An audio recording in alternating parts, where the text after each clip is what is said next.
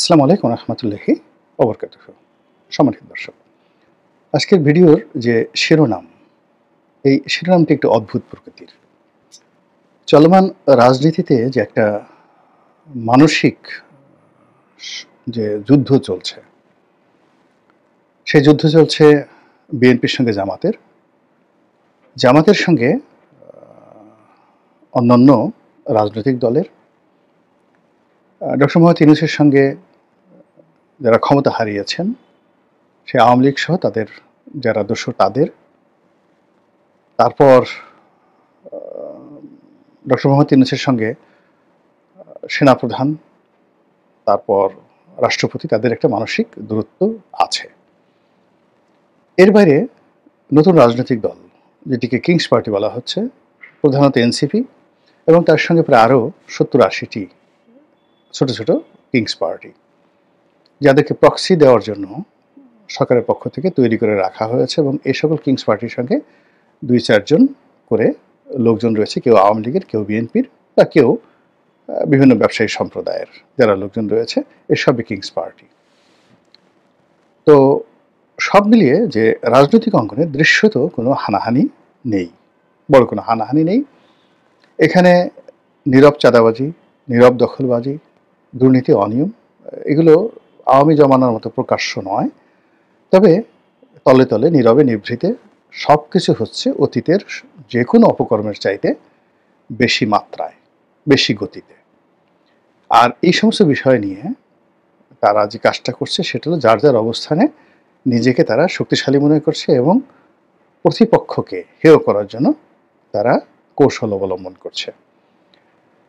মাছ ধরার জন্য যেভাবে সুতা ছেড়ে দেওয়া হয়, অর্থাৎ বড়শির সঙ্গে লম্বা সুতা দেওয়া হয় এবং বড় একটা মাছ যখন বড়শিতে গেঁথে যায়, তাকে দুর্বল করার জন্য যখন শিকারী, মাছ শিকারী, সে শুধু ছাড়তে থাকে, রশি ছাড়তে থাকে, মাছ রক্তাক্ত হতে থাকে, আবার একটু টানে, আবার ছাড়ে, 10 গজ টানে, আবার 10 গজ ছাড়ে, এবং এভাবে করতে করতে মাছের শরীর যখন বিষাক্ত হয়ে যায়, রক্তাক্ত হয়ে যায়, এবং মাছটি যখন আর সুতা টানার ক্ষমতা, সাঁতার দেওয়ার ক্ষমতা, ঝাঁকি দেওয়ার ক্ষমতা থাকে না, তো তখন শিকারি আস্তে আস্তে মাছটি টানতে থাকে।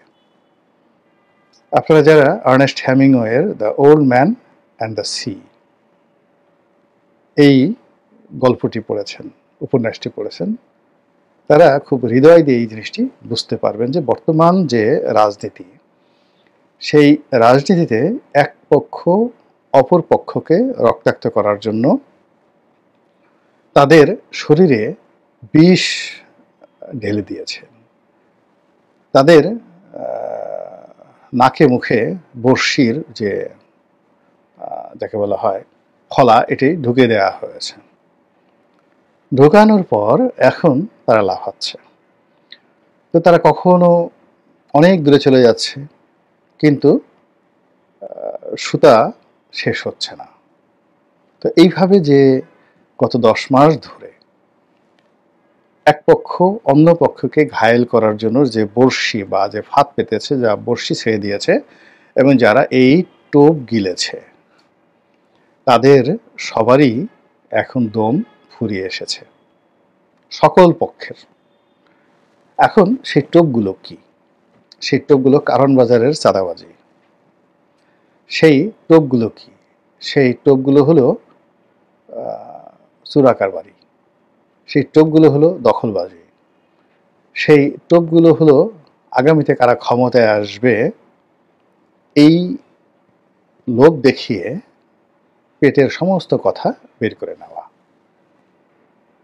এবং এই কাজগুলো মৎস্য শিকারী রূপী দেশের বিদেশের যারা গোয়েন্দা সংস্থা, তারা ক্ষমতার যারা নাঠাই ঘুরাচ্ছেন দেশি বিদেশি, তারা এই কাজগুলো করে যাচ্ছেন। এবং এই কর্মের ফলে সবচেয়ে বেশি ক্ষতিগ্রস্ত হচ্ছে এই মুহূর্তে ডক্টর মোহাম্মদ ইউনূস এবং তার যারা সঙ্গী সাথী, তারা। দ্বিতীয় ক্ষয়ক্ষতির শিকার হচ্ছে বিএনপি, তৃতীয় ক্ষয়ক্ষতির শিকার হচ্ছে জামাত। আমি জামাত এবং সরকার নিয়ে কোনো কিছুই বলবো না, বিএনপি নিয়ে বলছি এই কারণে যে যেহেতু বিএনপির পক্ষ হয়ে আমি নির্বাচন করেছি, বিএনপির সঙ্গে সম্পৃক্ত রয়েছি। ফলে এই দলটির যদি ভালো কিছু হয়, আমার এক ধরনের যাকে বলা হয় শান্তি থাকবে। এর কারণ হলো এই দলের হয়ে 18 থেকে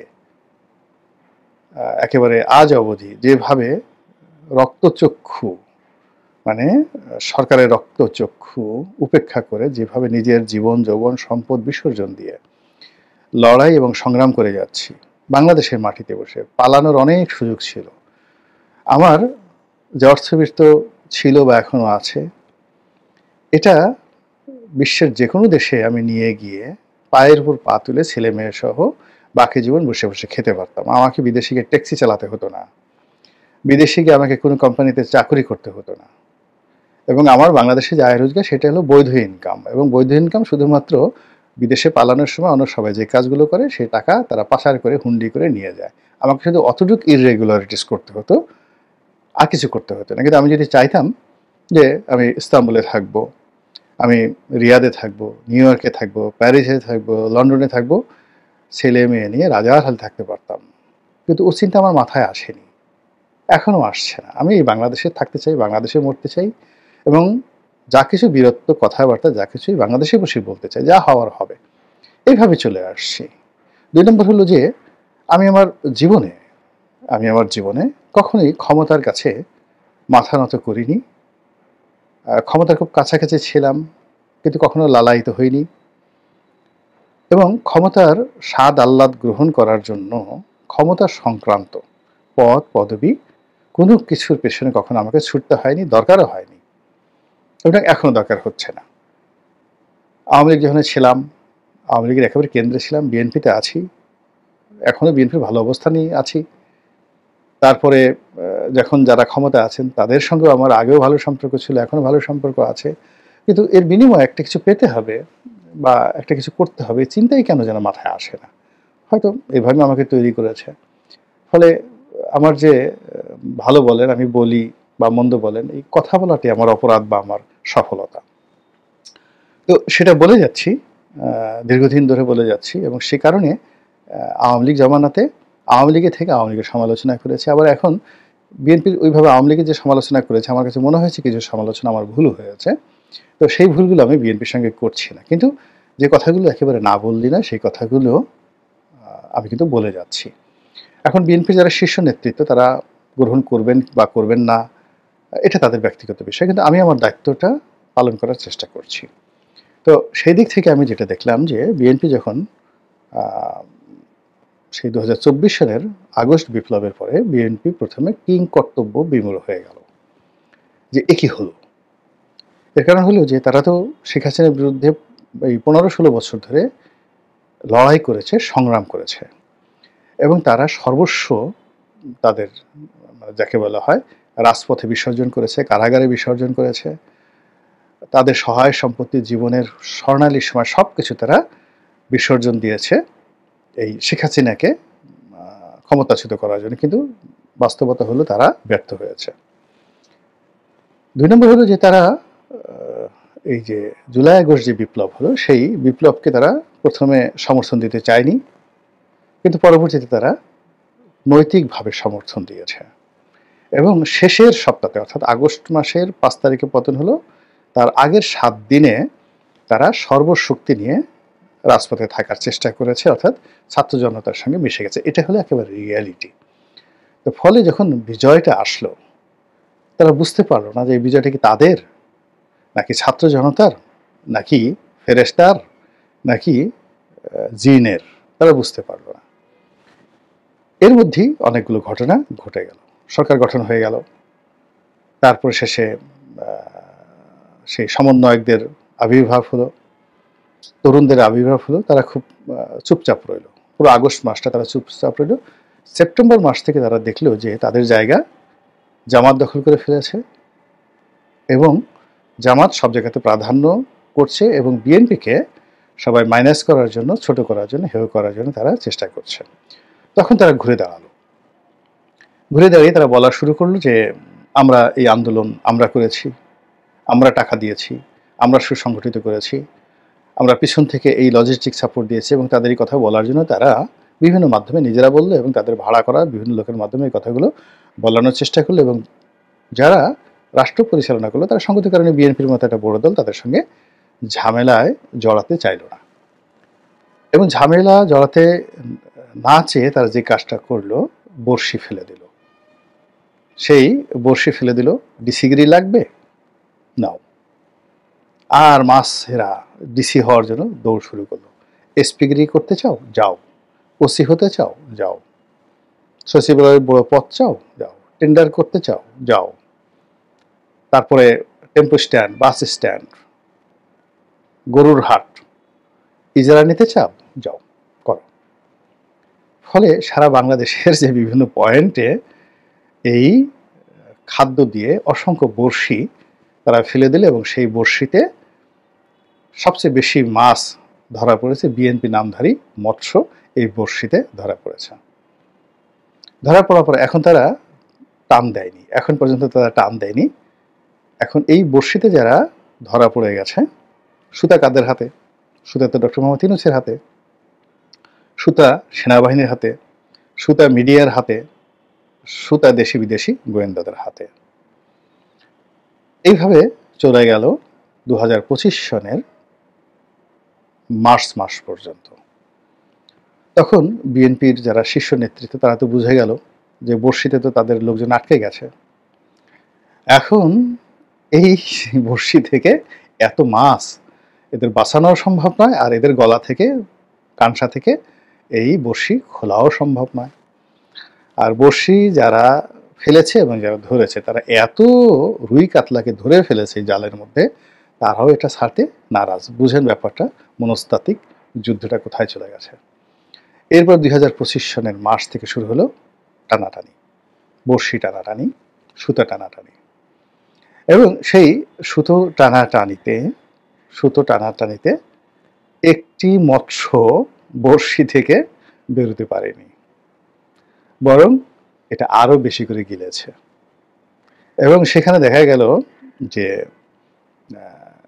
রাষ্ট্রীয় যে সুযোগ সুবিধাগুলো রয়েছে, শহর জনপদের যে খাদ্যগুলো রয়েছে, তার বাইরে বড় বড় অভিজাত কর্পোরেট হাউসগুলো, S Alam, Bashundhara group, Jamuna group, তারপরে মেঘনা গ্রুপ, সিটি গ্রুপ, মানে এই যে তীর সয়াবিন তেল, তারপরে S Alam group, PSP group থেকে শুরু করে শেখ হাসিনার যত গ্রুপ ছিল, সেখানেও রুই কাতলা ধরার জন্য সেখানে আদার ফেলে দেওয়া হয়েছে, এবং সেখানেও গিলেছে, মাশাল্লাহ সবাই গিলেছে। গিলার পরে এখন যেটা হলো যে এই ওরা তো গিলে গেছে, এখন যে কাজটা করতে হবে সেটা হলো যে বড়শির যে সুতার যে মাথাটা, সেই মাথাটা এখন যাদের হাতে আছে, বড়শির সিপিটা যাদের হাতে আছে, তাদের কাছ থেকে বড়শির সিপিটা নিজেদের হাতে নেওয়ার জন্য বিএনপির নেতৃত্ব চেষ্টা শুরু করে দিল মার্চ মাস থেকে, এবং সেই চেষ্টা এখন পর্যন্ত অব্যাহত রয়েছে, কিন্তু কোনো সফলতা নেই। তো ওদিকে যাদের গলায় বড়শি আটকে গেছে তারা ঘোরাফেরা করছে, বড়শি যাদের হাতে আছে, ছিপ যাদের হাতে আছে, তারা তাদের শক্তি বাড়াচ্ছে। আর এই ছিপ টানার জন্য তারা প্রথমে হুমকি, ধামকি, আন্দোলন, লড়াই, সংগ্রাম, কূটনীতি, তারপরে কূটনীতির পরে তারা যাকে বলা হয় পারস্পরিক সমঝোতা, পর্দার আড়ালে, পর্দার বাইরে বিভিন্ন বৈঠকে দেশে বিদেশে প্রাণান্ত চেষ্টা করলো, কিন্তু ঘোড়ার ডিম কিছুই হলো না। এখন আগের মতোই আছে এবং পরিস্থিতি আরও খারাপ হয়ে গেছে।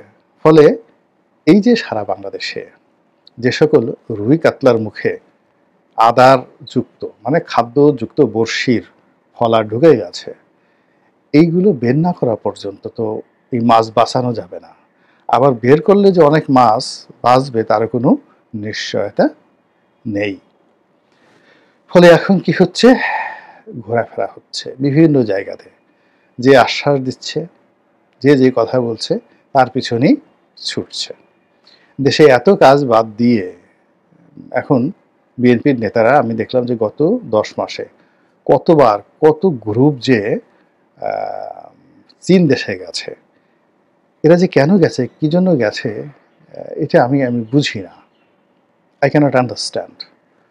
2009 সন থেকে আওয়ামী লীগের যে কূটনীতি, আওয়ামী লীগের যে বৈদেশিক নীতি, তার সঙ্গে আমি সম্পৃক্ত ছিলাম একদম 14 সন পর্যন্ত। Their diplomacy with Delhi, their diplomacy with Beijing খুব ঘনিষ্ঠভাবে দেখার সুযোগ হয়েছে। পররাষ্ট্র মন্ত্রণালয়ে যারা ছিলেন সবাইকে কাছে থেকে দেখেছি।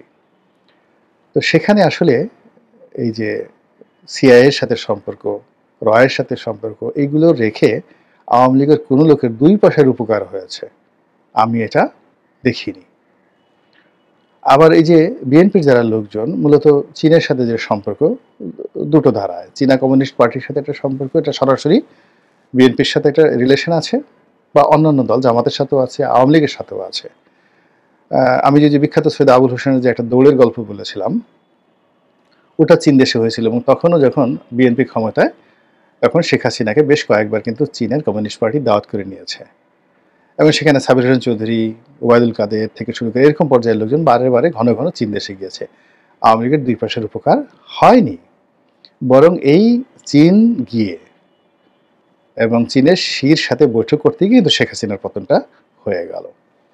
তো যাই হোক, এই শেখ হাসিনার জামানাতে একটা টিম ছিল, বারবার চীনে যেত, এবং সেখানে সেই টিমের নেতৃত্ব দিতেন সাবেক স্বরাষ্ট্রমন্ত্রী আলতাফ হোসেন চৌধুরী। তো এটা আমি যেহেতু আলতাফ হোসেন চৌধুরী সাহেব আমার এলাকার লোক, পটুয়াখালী জেলার নেতা, কেন্দ্রীয় নেতা, আমার সাথে ব্যক্তিগত সম্পর্ক ভালো, ফলে এই যে এই বৈঠকের সমস্ত হালনাগাদ খবর আমার কাছে থাকবে এটাই স্বাভাবিক। আর যেহেতু আমি আওয়ামী লীগে থাকা অবস্থায় চীনের 3টি বিষয় আমার দেখার সুযোগ হয়ে গেছে। একটা হলো ব্যক্তি পর্যায়ে, যেমন সৈয়দ আবুল হোসেন বা অন্যান্য যারা ছিলেন তাদের সাথে ব্যক্তি পর্যায়ে চীনের ব্যবসায়িক মহলে যে সম্পর্ক, সেটা আমি দেখেছি। রাষ্ট্রীয় পর্যায়ে চীনের সম্পর্ক, মানে স্টেট টু স্টেট, এটা দেখেছি। আর দল হিসেবে আওয়ামী লীগের সঙ্গে চীনের সম্পর্ক, সেটা দেখেছি। তো সেম জিনিসটি তো বিএনপির ক্ষেত্রে বা জামাতের ক্ষেত্রে ঘটবে। তো সেখানে কোনো বেনিফিট আছে বলে আমার কাছে জানা নাই। কিছুই করতে পারবে না চীন, করবে না, সম্ভব না এটা। এখানে রাষ্ট্র ক্ষমতা আসতে হলে নিজের দম দিয়ে আসতে হবে, নিজের শক্তি দিয়ে আসতে হবে। কিন্তু এখন এই সময়টাতে দেখলাম যে খুব ঘন ঘন চীন যাত্রা হচ্ছে। জহিরুদ্দিন স্বপন সাহেব কয়েকদিন আগে আলতাফ চৌধুরী সাহেব ঘুরে আসলেন বিরাট একটা টিম নিয়ে। এরপর জহিরুদ্দিন সাহেব, স্বপন সাহেব 2 দফা 3 দফা তিনি ঘুরে আসলেন। আবার যে এখন তারপরে আবার আর একটা গ্রুপ গেল, সেই যুবকদের একটা গ্রুপ, সেখানে মানে যুব দলের একটা বিরাট গ্রুপ গেল। আবার এখন দেখা গেল মির্জা ফখরুল ইসলাম সাহেব আলমগীরের নেতৃত্বে বিরাট একটা গ্রুপ সেখানে গেছেন। তো এটা দেখে আমার কাছে একবার মনে হলো যে আমি এখন 2001 সনে সদরপুর চরভদ্রসন এই এলাকাতে নমিনেশনের জন্য তৃণমূলে কাজ করছি। তো ওখানে বিএনপির এমপি ছিলেন আকমল ইবনে ইউসুফ, কামাল ইবনে ইউসুফের ছোট ভাই। তো কামাল ভাই আমাদের আত্মীয়, দুঃসম্পর্কের আত্মীয়। তিনি একটু তুতলায় তুতলায় কথা বলতেন, পরিবারের মুরব্বী, অসম্ভব রকম জনপ্রিয় একজন ভালো মানুষ।